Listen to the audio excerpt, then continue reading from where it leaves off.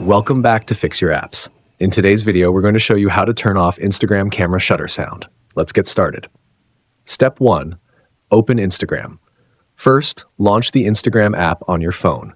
If you're not already logged in, go ahead and enter your credentials to access your account.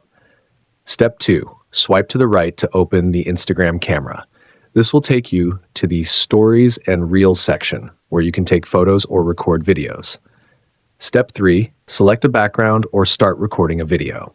You can either capture a new photo or video or choose a background from the options available. Step 4. Tap on the song icon at the top of the screen. This icon looks like a musical note and allows you to control the sound settings.